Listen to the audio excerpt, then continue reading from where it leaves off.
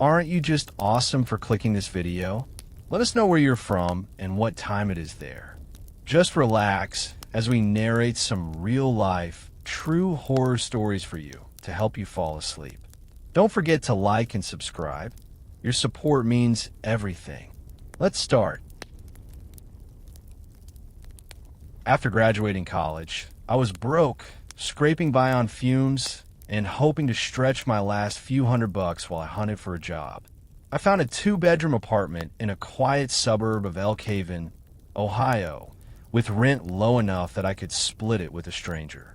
That's how I met Sergio. He was tall, thin, with an almost skeletal face and a thick accent that sounded vaguely Central American. He didn't say much, not even when I introduced myself. Just a nod and a weird half-smile. Still, the place was furnished, and that was a godsend. My room had a twin bed pushed against the wall, a beat-up but functional dresser, a small closet, and a low TV stand in the corner. Oddly, the dresser was covered with stuffed animals. Little plush rabbits, cartoonish kittens, and right in the center, a large brown teddy bear propped upright, facing the bed directly. "Those come with the room?" I asked, managing a laugh. Sergio was pouring cereal in the kitchen. He chuckled, loud, sudden. Yes, leave them. The landlord, she likes them there." I raised an eyebrow. "My room has same," he added, nodding with a smile that didn't reach his eyes. "Best not to touch." I was too tired to argue. That first day, I unpacked quietly, barely speaking to Sergio again. I kept to myself, got my clothes in the closet, plugged in my old TV, and tried to forget how much my life had unraveled. That night, while watching reruns of an old sitcom, I heard a noise. Faint, almost imperceptible over-the-can laughter. But it was there. A soft click, maybe a mechanical hum, short and low. I muted the TV and waited. Nothing. Probably just house sounds. The next day, Sergio wasn't around. I assumed he was at work, though I never heard him leave. That night, I was changing into pajamas when I heard the noise again. This time, it was unmistakable, like a faint electronic whir. It was so brief that I couldn't place it. Still, it wasn't loud, and I shrugged it off. I grabbed my book from under the bed and read until my eyelids gave out. The next day, Sergio was waiting in the hallway when I came home. "You like your book?" he asked. I froze, my keys still in the lock. "What?" "The one about the man in the woods." "You were reading last night, yes?" My stomach clenched. I hadn't told him what I was reading, and I kept the book under my bed out of sight. "How'd you know that?" He gave a little shrug. "I left something in your room." I go in quick and saw the book. That's all. There was no lock on my bedroom door. I forced a smile and said, "I'd really prefer if you didn't go in when I'm not home." Of course, he said, waving his hand. But something behind his eyes made me feel cornered. That night, I couldn't bring myself to read. I sat in bed, staring at the big teddy bear on the dresser. It was angled so precisely, facing directly toward my pillow. I stood up and walked over to it. There was something off. The left glass, I had a strange, reflective gleam. I leaned in, heart pounding. That's when I saw it, a tiny black lens, barely the size of a pinhead, tucked inside the eye socket. A camera. I dropped the bear like it burned me and stumbled back. I yanked open my bedroom door and stormed to Sergio's room. It was locked. I pounded on it, shouting his name. No answer. The light under the door went dark. I ran back to my room, locked myself inside, and called the landlord. I didn't mince words. I told her I was leaving, that there was a camera in my room, and that Sergio had been entering when I wasn't home. Her response was a quiet pause, then, "You should leave tonight." No argument, no surprise. I didn't wait. I threw my essentials into a duffel, grabbed my laptop and charger, and bolted. As I drove through the rainy streets of Elk Haven, I kept checking the rearview mirror. But no one followed. The landlord never called about the rent I owed. I never heard from Sergio again. To this day, I can't stand the sight of teddy bears. I turn them around in stores. Can't look at them in movies. Even the stitched smile of one sends a cold trail down my spine. Every time I close my eyes in a dark room, I swear I can feel that glass eye watching me.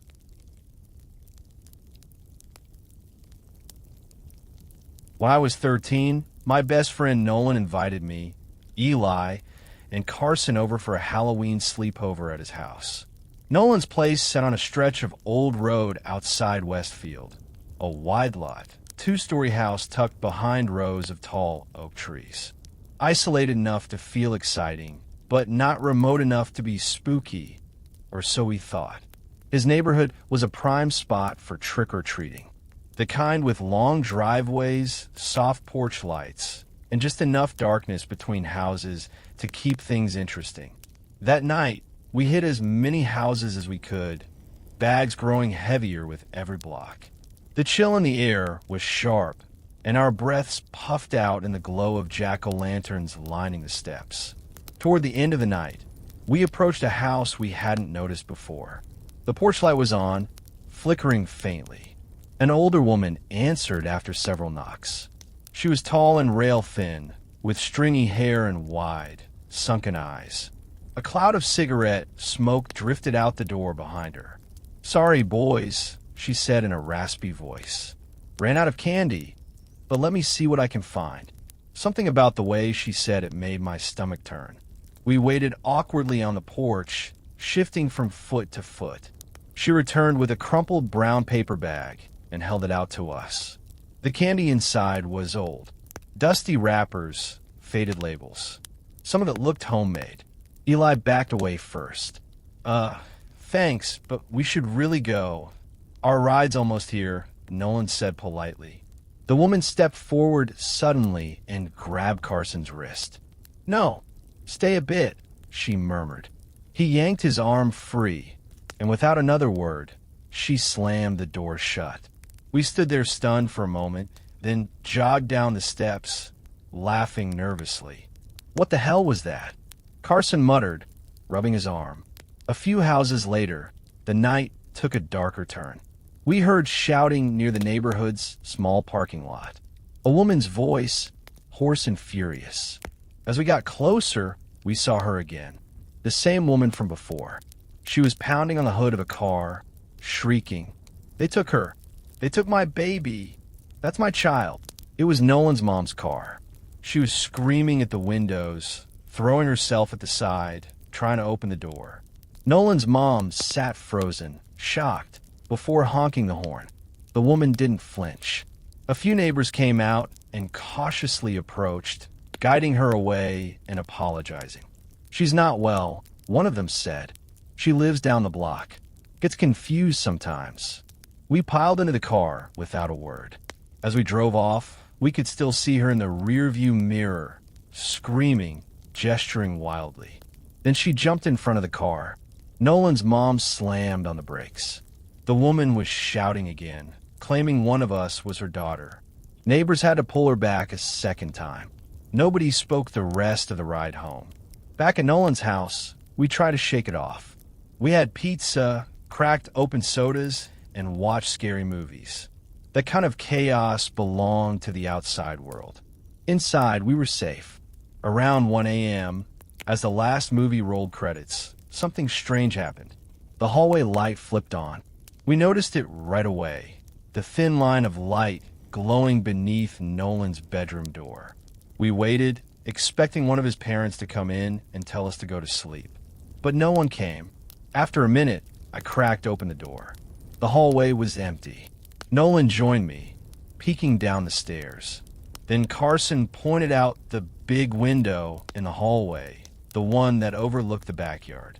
She was there, standing in the yard, just watching, her pale face pressed almost against the glass. As soon as we looked at her, she darted away into the darkness. We shut the door and locked it. No one said anything for a long time. The tension was thick enough to feel. We didn't dare wake Nolan's parents, terrified they'd brush it off or make things worse. Eventually, we drifted into an uneasy sleep, our backs to the wall, ears trained on every creak. The next morning, as we were getting ready to leave, Nolan's mom made an offhand comment over breakfast that stopped us cold. "I had the weirdest dream last night," she said. "I thought someone was standing over my bed. A woman staring at me. Scared me half to death." We all exchanged looks. We hadn't told her anything. Not about the window. Not about what we saw. And suddenly, the question was no longer whether she found us again, but whether she had ever left at all. Last Halloween fell on a Wednesday, which meant the festivities were thin and the streets of Carisville were quiet by 9 p.m. I was 19, living with my dad in a small 2-story house while attending community college. That night, I was home alone. My mom had been staying with her sister for a few weeks, marriage stuff, and my older sister was off at a university 4 states away. It was just me and the Kit Kats. Dad had insisted we hand out candy, even if it was a school night. Tradition's tradition, he'd said, dropping 2 bags on the counter before heading off to his night shift at the recycling plant. "Those better be empty when I get home." By the time I got back from evening classes, the neighborhood was already crawling with kids. I barely had time to toss my backpack on the couch before the doorbell rang. The first wave came in costume packs. Princesses, ghouls, tiny skeletons. For the next few hours, it was nonstop doorbell chimes and high-pitched voices. Eventually, the stream of kids slowed to a trickle. I sat at the kitchen table with my laptop, half-heartedly working on a paper, when the bell rang again. I glanced at the clock, just after 9:15. Figuring it was the last group, I grabbed the nearly empty bowl and opened the door. No kids. Just one man, mid-30s, maybe older, standing on the front step, hands in the pockets of a tan windbreaker. His face was off, calm but blank. He lifted one hand and gave a slow wave. He didn't speak. I froze in the doorway, unsure what to say. After a long pause, he reached out and pulled at the handle of the storm door. I slammed the main door shut immediately and locked it. My heart was pounding harder than I wanted to admit. I grabbed my phone and texted our family group chat. Me, some creepy guy just tried opening the door. Dad, try again and go teach him a lesson, grinning, squinting face. Sister, EW, lock the doors. I didn't open the door again. Instead, I shut off the porch light and went upstairs trying to focus on my paper. A few minutes later, shouting broke the silence. Muffled at first, then louder. It was him again. His voice came from somewhere in the yard. I opened my window just a crack and peered out. There he was, standing in the middle of our lawn, staring up at my window. "I need help," he shouted. He looked wild now, hair disheveled. His voice cracked as he kept yelling about a missing child. "My son, you have to help me find him." I didn't buy a word of it. There was no urgency in his voice, just chaos. I texted my dad again. "Me, he's in the yard now, yelling at the house." "Dad, ignore him. He'll leave." "Sister, call the cops." Now, I turned off the light in my room and backed away. The yelling continued for a while before it tapered off. I decided to head to the basement. No windows, no visibility from the street. I figured I'd get some peace down there. I sat on the couch with my laptop again, trying to write, letting the silence settle. Then, the lights went out. Total darkness. Not just in the basement, but the whole house. The only thing glowing was the screen in my lap. I froze, heart suddenly racing again. My first thought was him. He touched the breaker. He's still outside. I texted the group again. "Me, power's out. I think he messed with it." "Dad, stay in the basement." Calling the cops. And then I heard it. Above me. Floorboards creaking. Slow, deliberate steps moving across the living room floor. He was inside. I texted with shaking fingers. My dad told me to stay put. The basement had no windows, no way to break in, but also had one door. And soon enough, I heard it creak open. Footsteps descended, slow and measured. He only came halfway down. A dim outline formed in the faint sliver of light filtering through the stairwell. I could see his legs, jeans slightly wrinkled, shoes scuffed. He didn't move any further. Instead, he started mumbling. Low, guttural, like he was talking to himself. I couldn't make out the words, only that the tone was off. Unstable. He stood like that for minutes, just muttering and swaying slightly on the middle step. Then he said clearly, almost sweetly, I can see you. I stopped breathing. I hadn't made a sound. I hadn't moved. But somehow, he knew exactly where I was. I couldn't see his face from where I sat in the dark. Just the silhouette of his legs. Still facing me. We stayed like that, frozen. I couldn't move. And he didn't. Until, bang, bang, bang, a loud pounding at the front door. He turned, ascended the stairs, closed the basement door behind him. I waited another 30 seconds before bolting up the steps. By the time I reached the living room, the door was wide open and 2 officers were stepping inside. The man was gone. They searched the yard, the street, and even the nearby woods, but found nothing. The back door had been unlocked. That's how he got in. The power box outside had been tampered with, pried open, and wires pulled. The officer said it looked like he knew what he was doing. We installed cameras the next day. Replaced the locks. No one ever found him. I still don't know what he wanted. There was no forced entry. No stolen items. Just that moment. His voice drifting down the stairs like something out of a nightmare. I can see you.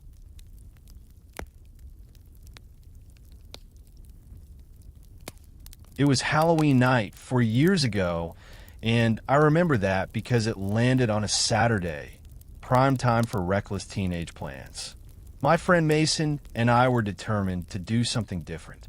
Not parties, not candy, something that would actually scare us. That's how we ended up parked at the base of Ridgewell Hill, just after 10 p.m., staring up at a forgotten house that everyone on campus called the Widow's Nest.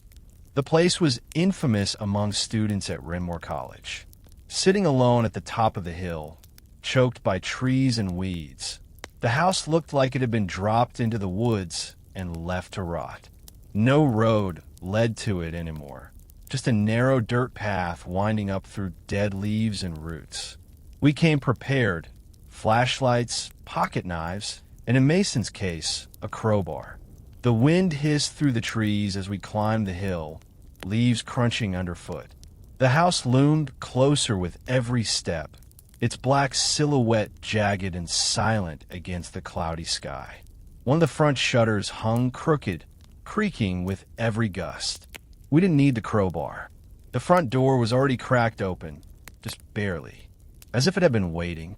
We exchanged looks. Mason pushed the door fully open. The stench hit us immediately. Mold, damp wood, dust older than either of us. We clicked on our flashlights and stepped inside. The entryway was stripped bare. Wallpaper peeled like old skin. Exposed wires hung from the ceiling. It looked like someone had tried to gut the place decades ago and then just gave up. Still, nothing screamed haunted. Not yet. We moved room to room, kitchen, hallway, living area, each one more barren than the last. Then we heard it. Thump. From upstairs. Mason looked at me. That wasn't the wind.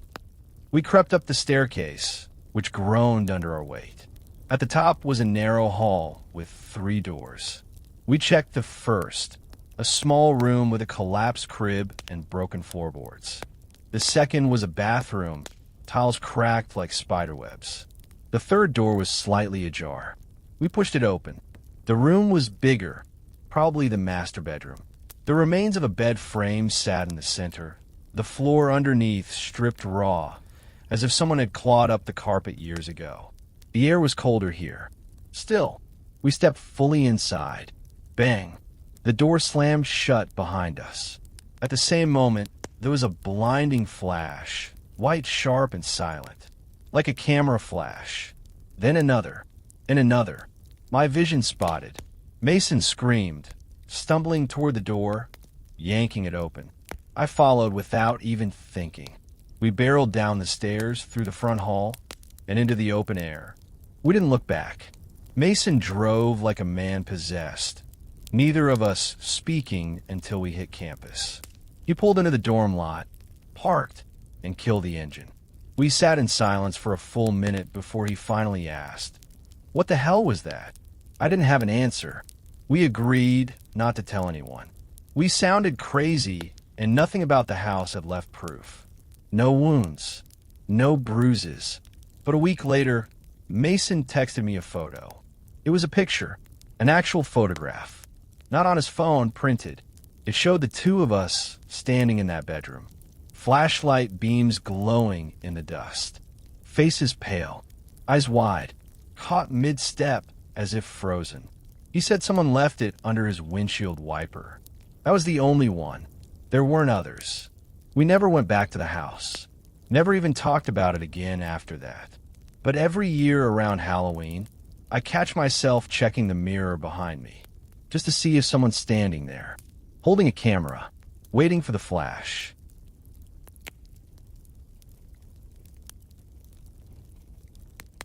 Last summer, my friends and I planned a weekend escape, just 4 of us in the Willoughby Forest. We hiked in deep along the edge of the Dendrick River, far enough that the sound of traffic was replaced by crickets and the occasional rustle of a distant branch. We set up camp just off a bend in the river where the water was shallow and smooth. After a long day of fishing, eating grilled hot dogs, and getting drunk off cheap whiskey, we settled into a kind of fuzzy comfort where everything felt hilarious. You know, the kind of laughter that doesn't stop even when nothing's funny? That's where we were when we finally split into our tents just past 2 a.m. I shared a tent with my friend Miles, while our other 2 buddies, Corey and John, were zipped up across from us. About 15 minutes after we lay down, we heard laughter. At first, we assumed it was Corey and John still goofing off. Miles grumbled and yelled, "Shut up already," through the tent wall. Corey's voice came back, tense. "That's not us." I sat up. The laughter continued, except now I realized it was only one person, not 2, and it didn't sound like any of our friends. It was higher pitched, but strangely broken, like someone trying too hard to sound happy. Even drunk, I could feel the goosebumps rising on my arms. "Maybe someone's camped nearby," I said, though we hadn't seen a soul for hours. The laughter kept going, and now it was getting closer. It wasn't the wild, cackling laugh of someone having fun. It was slow, rhythmic, a single laugh, over and over, like a loop missing the rest of the sentence. Miles sat up beside me, face pale in the moonlight bleeding through the mesh. We heard Corey call out from his tent again, "Dude, that's not normal. I'm getting freaked out." The laughter was now right on the edge of our campsite. We could hear it clearly, a man, probably in his 30s or 40s. His voice was slurred, like he was either drunk or off. And yet, the laughter felt intentional, like it was for us. We didn't hear any footsteps, nothing crunching the leaves or brushing the branches. Just the laugh. That part scared me the most. You couldn't walk in these woods without making noise. Not this deep in. The floor was littered with dry twigs, leaves, and broken bark. It should have sounded like an elephant walking through. But there was nothing. Then, as suddenly as it started, the laughter stopped. Dead silence. We didn't know where he was. Didn't even know which direction to look. I held my breath, straining to hear anything, even a single step. There was nothing, until a slow rubbing sound started against the tent fabric. It was right behind me. A hand. I could see the silhouette of fingers through the cotton wall of the tent, lit faintly by the moonlight. They pressed gently at first, almost like a caress, then flattened, palms spreading wide. Miles and I screamed. We exploded out of the tent and ran, barefoot, half-blind, crashing through the woods toward the trail we came in on. Behind us, I heard the zipping of the other tent and our friends' voices shouting as they scrambled to follow. I don't remember much of that run, just the branches whipping against my face, the burn in my legs, the sound of something breathing behind us that I never dare to look back at. After what felt like forever, we found the car.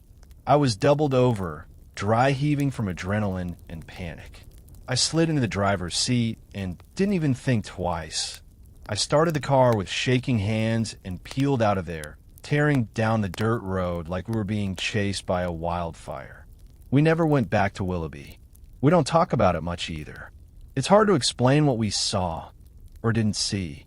Just that laugh. That sick, broken laugh. Sometimes, when I'm falling asleep and the house is too quiet, I swear I can still hear it. That sharp inhale, the forced chuckle, just before everything goes silent again.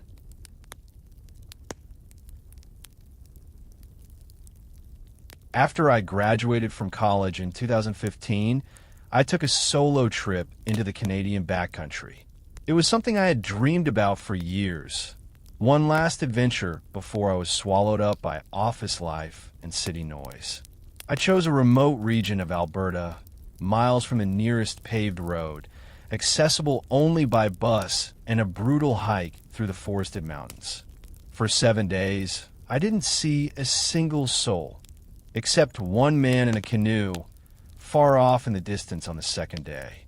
He never paddled closer, just drifted past a bend in the lake. I watched him until he disappeared. I brought 2 disposable cameras with me. This was before smartphones, before high-res digital everything. I used the cameras to capture everything. Sunlight breaking through the trees, mountain streams, my tiny camp nestled beside mossy rocks. It was peaceful, pure, but there was always a strange feeling I couldn't quite shake, like being watched. That vague paranoia that you get in total isolation. I wrote it off as nerves. I finished the trip, went home, unpacked, and dropped the cameras off at a local drugstore to be developed. When I went to pick up the photos a few days later, I sat in my apartment flipping through them, smiling at the memories. The trailhead, the views, a curious fox that had wandered into my camp one afternoon. Then I stopped. 2 photos, buried in the middle of the first camera's batch, didn't belong. Both were of me, asleep. I was in my tent, curled up in my sleeping bag. In the first photo, I was on my side, breathing softly, one hand tucked under my chin. In the second, I was lying on my back, face turned slightly toward the tent wall. The angle was low, almost like someone crouched just inside the tent's entrance. The flash had been turned off, but there was just enough light to make out everything. My backpack in the corner, my boots near the flap, but I hadn't taken those photos. I sat there for what felt like hours, going over every moment I could remember. Had I gotten drunk one night? Sleepwalked? Set a timer? No, there was no explanation. Someone had been inside my tent, inches from my face, watching me.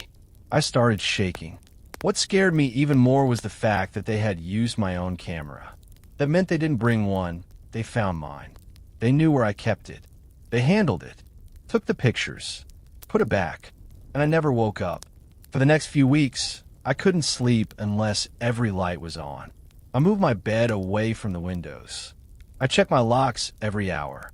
I stopped going near forests, trails, anything that reminded me of that trip. I've never gone camping again. I never will. And sometimes, when I'm half awake in the early hours of the morning, I swear I hear the soft click of shutters somewhere in the dark behind me.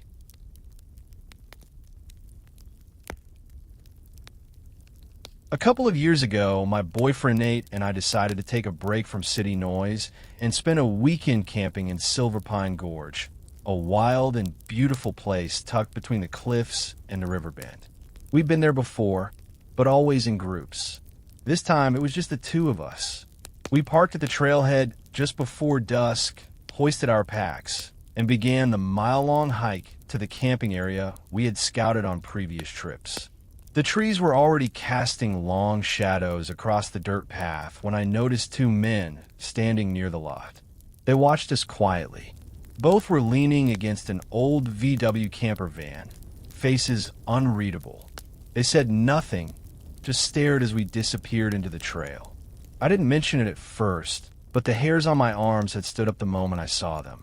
We reached the clearing Nate had marked on a previous trip, tucked between the cliffs and some thick pines, and started setting up.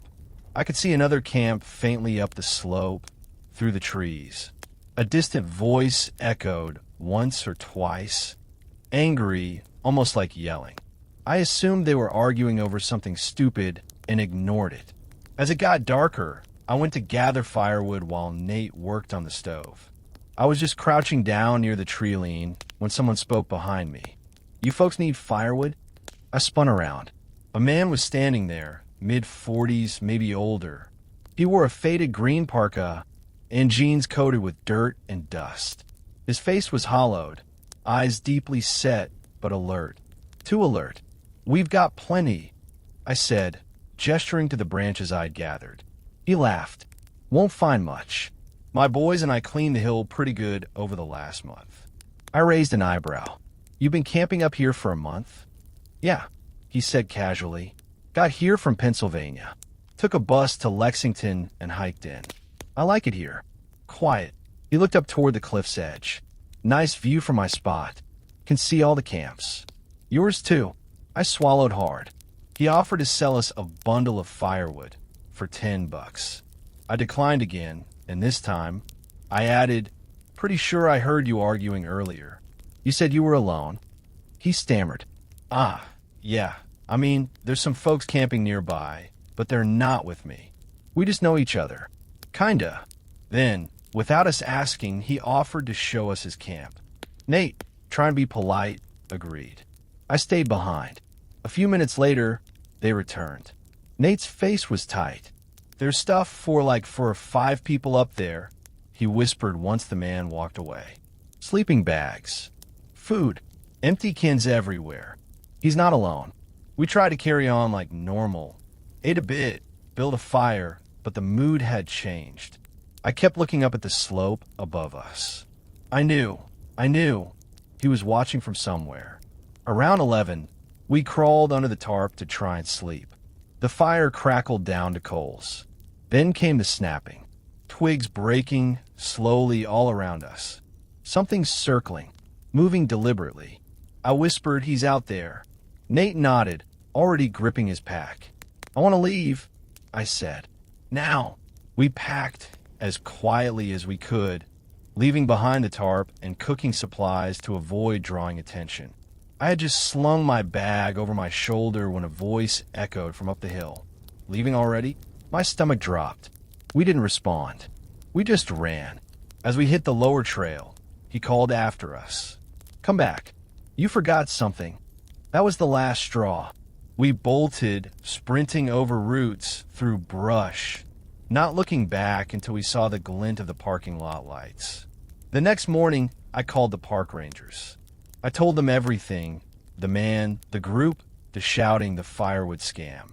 They didn't sound surprised. They said they'd check it out. I never found out what they discovered, if anything. But to this day, when I close my eyes, I can still hear the sound of that voice calling down through the trees. "Come back."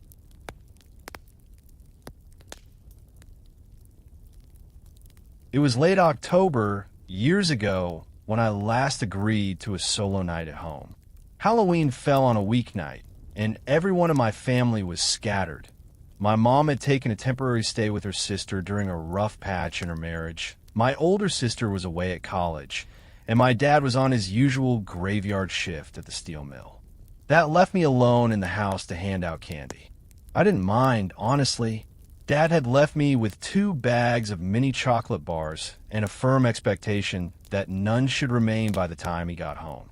He was weirdly passionate about Halloween, even if we didn't decorate much. I got home from my evening class a little after 6 p.m., tossed my backpack on the couch, and the doorbell rang immediately. The first rush of trick-or-treaters had already begun. For the next few hours, it was constant. Kids dressed as zombies, witches, tiny ghosts. I made a game of guessing costumes and giving extra candy for creativity. But as the hours passed, the stream slowed. By 9 p.m., the streets had gone mostly quiet.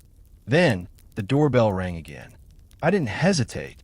I still had a few Kit Kats left in the bowl. I opened the door, expecting a final straggler or some teenage prankster in a hoodie. Instead, it was a man, alone, late 30s, maybe older. His clothes were plain, jeans, a dark jacket, and his expression was flat. He raised a hand and waved slowly, just standing there behind the storm door. He didn't say a word. I just stood there, unsure what to do. Then he reached for the handle. I slammed the main door shut before he could open it, flipped the deadbolt, and backed away from the entrance. My hands were shaking, and I didn't know why. There was nothing threatening in what he did. But something was wrong. I texted the family group chat. Some weird guy just tried to open the door. My dad replied a minute later, joking. Next time, go teach him a lesson. You're not a kid anymore. I didn't find it funny. I turned off the porch light and went upstairs to finish my homework. I figured that was the end of it. But then came the shouting. From the front yard. I cracked my bedroom window open just a sliver and looked down. The man was back, standing at the edge of our lawn, staring up at me. "I need help," he yelled, eyes locked on my window. "My son is missing." His voice was hoarse and too loud. It didn't sound like pleading. It sounded rehearsed. I texted the group again. My dad replied quickly, "Ignore him. He'll go away." I shut the window and turned off my bedroom light. Then I went down to the basement. It was the only part of the house without windows, and it made me feel safer being out of view. I curled up on the couch with my laptop and tried to drown it all out. Then the power cut. Everything went black. I held my breath, the darkness pressing in from all sides. My phone was the only light in the room now. The only sound was my heart hammering in my ears. Then, faintly, creaking, floorboards. Above me, he was inside the house. My dad, my mom, my sister, all texted back. "Call the police." Now, I didn't move. I was frozen. Then, the basement door creaked open. A shadow filled the doorway. He stepped down one stair, then another, then stopped halfway down. Even in the dark, there was just enough glow from upstairs to make out the shape of his legs. He was facing directly toward me. He didn't move. He just stood there, mumbling. His voice was too low to make out words. It was like he was talking to someone, maybe to me, maybe not. I didn't speak. I didn't even breathe. Then he said, clear and soft, "I can see you." I didn't know if he actually could. I was curled up behind a pile of boxes, half hidden, not making a sound. But he didn't move. He just stood there, staring. Then came a knock. Boom, boom, boom, at the front door. The man turned, walked back up the stairs, and shut the basement door behind him. I waited 30 seconds, maybe less. Then I ran upstairs to the entryway, where the front door was open and 2 police officers were stepping inside. He was gone. The back door, unlocked. That's how he got in. Outside, they found the electrical box had been tampered with, pried open, the wires messed with. The officers said whoever did it knew exactly how to cut power discreetly. They searched the street, the alley, even the neighbors' yards. He'd vanished. We changed the locks the next day, installed security lights and cameras. My dad started coming home early on Halloween after that. But sometimes I still lie awake in my bed, lights on, and wonder what he would have done if the cops hadn't come. Because he stood there, watching me for almost 2 minutes, and said, "I can see you."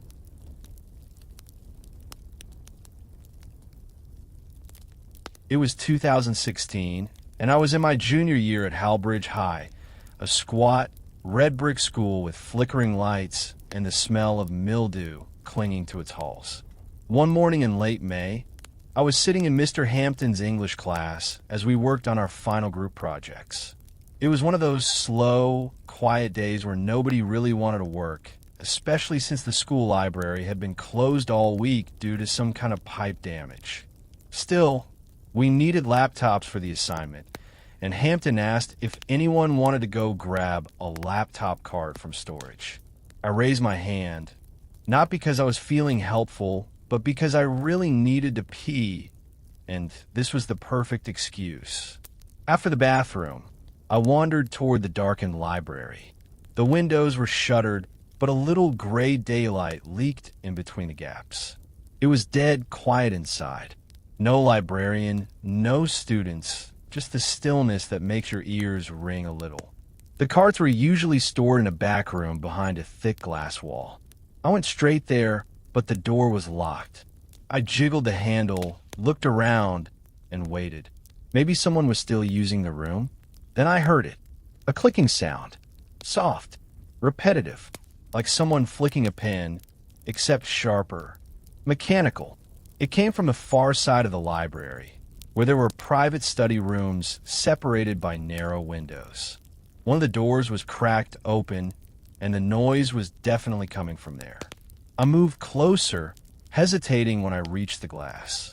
It was dark inside, too dark to make anything out clearly, but I was almost sure I saw someone in the far corner of the room. I squinted.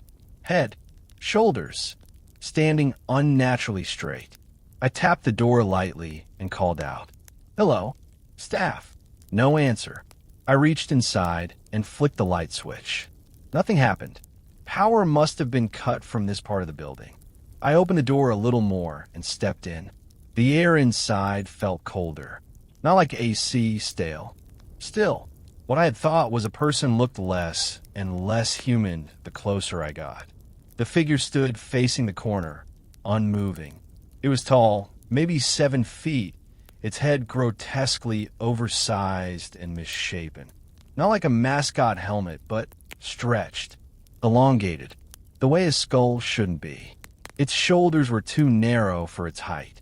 Its arms hung limp, nearly reaching its knees. I could make out some kind of face, sunken eyes, a slashed grin twisted wrong, but none of it looked alive. I was frozen. I don't remember breathing. Then, behind it, movement. A blur in the other corner of the room. Something crawled. That was enough. I turned and ran, bolting through the darkened library and straight into the hallway, nearly slamming into Miss Felton, one of the language teachers. She jumped back. "What on earth were you doing in there?" "Nobody's allowed in the library." I was told to grab the laptops. I stammered. I saw someone in there. I think. She cut me off, annoyed. "The carts are in the presentation room. Didn't Mr. Hampton tell you that? The library's locked for a reason." I begged her to follow me back, just to look. After some convincing, she reluctantly agreed. We went back. The room where I saw the figure? Empty. Worse, the lights were on now. Bright. Normal. No clicking. No figure. Nothing. Ms. Felton gave me a look like I was either crazy or trying to cut class. She waved me off and walked away. I retrieved the card from the presentation room and returned to class, telling Mr. Hampton I'd gone to the library by mistake. I never told him, or anyone else, what I saw in that study room. I still don't know what it was. Just a trick of the eyes? Or something that doesn't need the lights on to be seen?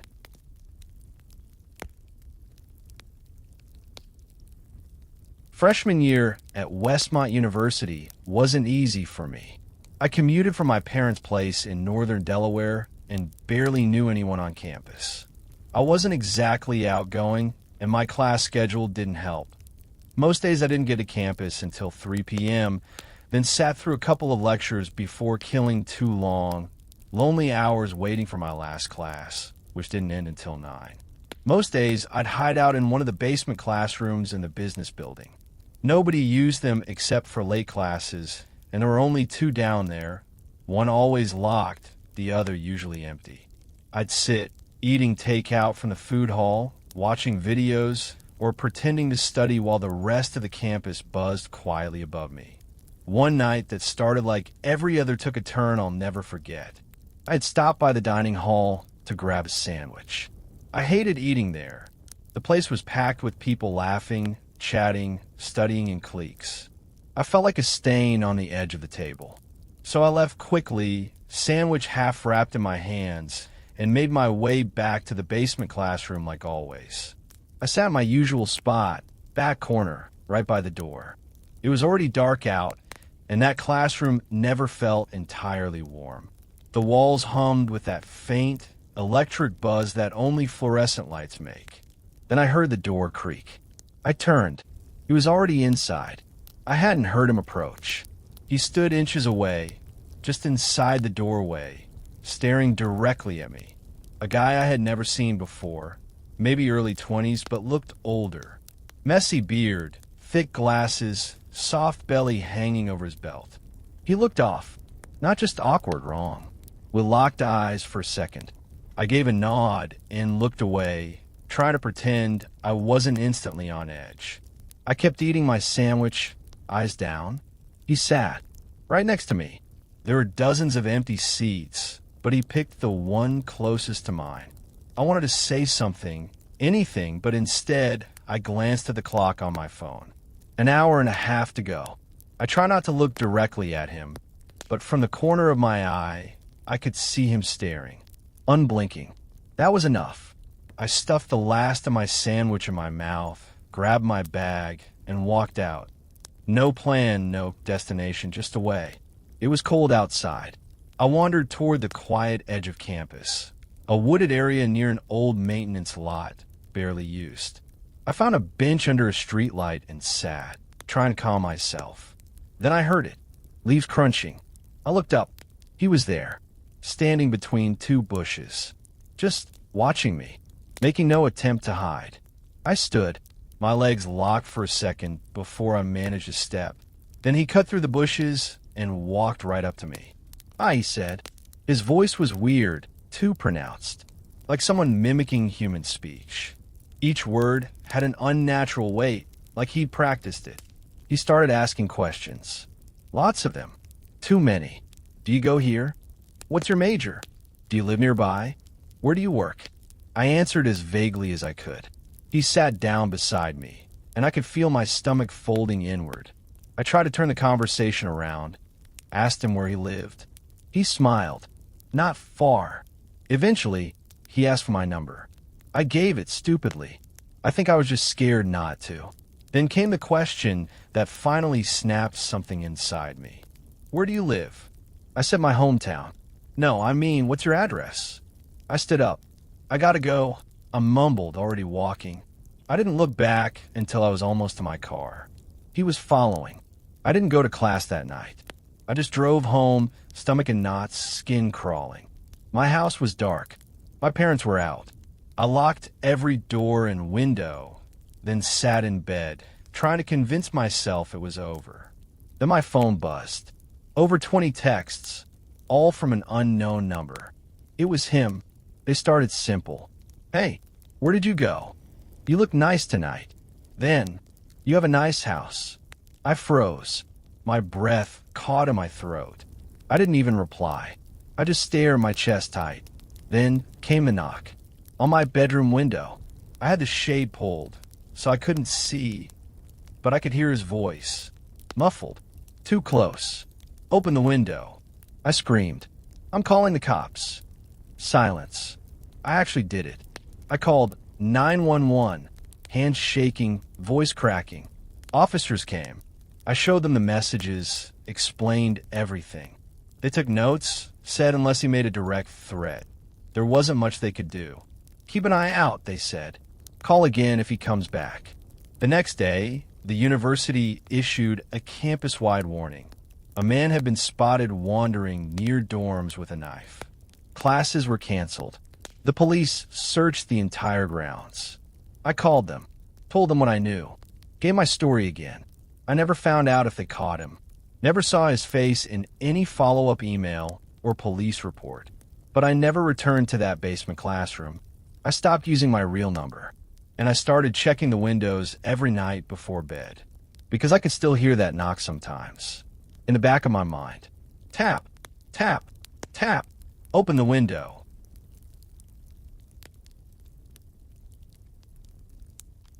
Back in senior year at Larkridge High, our friend group was around 10 people, but it was rare to get more than 4 of us together on a weekend.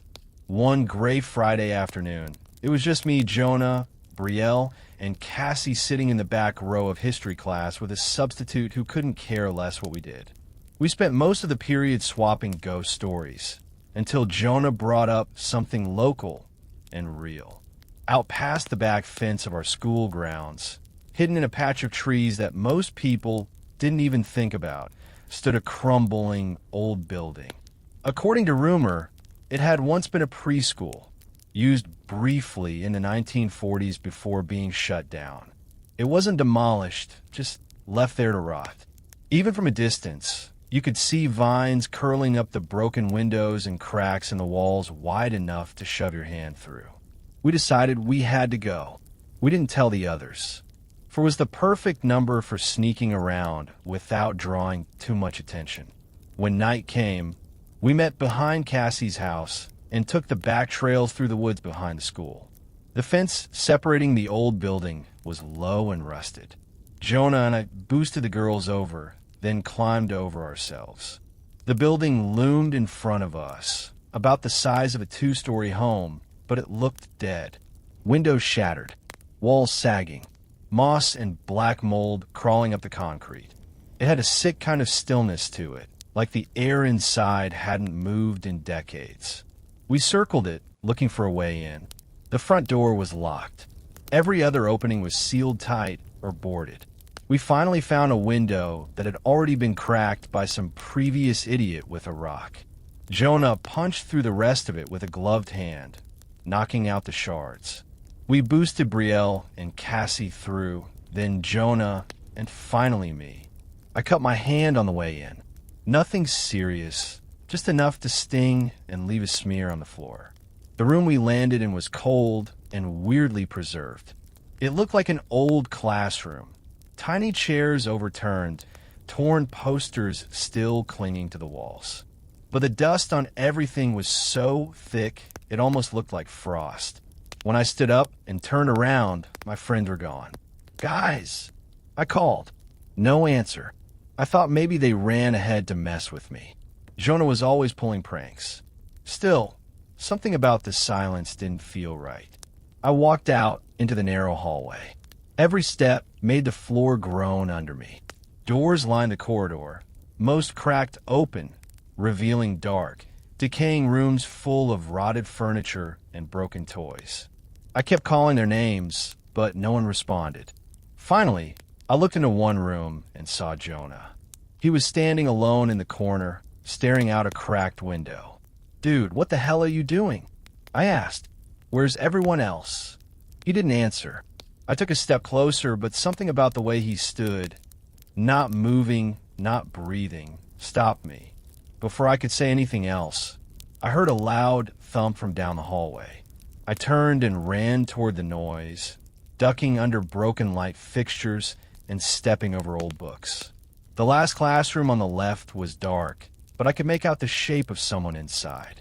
The second I peeked in, someone lunged at me, screaming. I almost hit the floor in shock, heart pounding, arms raised. But it was Jonah, Brielle, and Cassie, laughing, falling over each other. They had planned it. Hid from me. Watched me wander around, waiting for the perfect moment to jump out. I shoved Jonah, breathing hard, trying to laugh with them even though I was still rattled. Then I remembered Jonah, the other Jonah, the one I had seen in the room before. I turned serious. "You were in the other room, right?" Staring out the window. He looked confused. "No, we've been here the whole time." I told them quietly that I had seen someone, something that looked like Jonah. I was so sure of it. They followed me back to the room where I'd seen the figure. It was empty, nothing in the corner. We all stood there, staring into the stillness. Then Cassie gasped and pointed. Behind the door, barely visible in the narrow crack between hinges and wall, a face was pressed against the gap.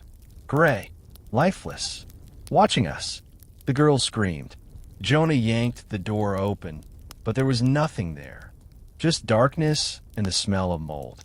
We ran, scrambling back through the window, hands shaking, knees bruised. I was the last one out, and as I climbed through the broken frame, I couldn't shake the feeling that something had reached for me, just a second too late. We didn't stop running until we were back at Cassie's house. Later that night, we tried to make sense of it, but there was no answer. The window we broke was the only open point. The door had been locked from the inside, so whoever or whatever was in there never left. Rumors spread after we told a few friends. More people started sneaking in. Some claimed to see shadows. Others claimed they heard whispering through the walls. We never went back, but sometimes when I close my eyes, I still see the shape in the corner. The copy of someone I knew, standing completely still, waiting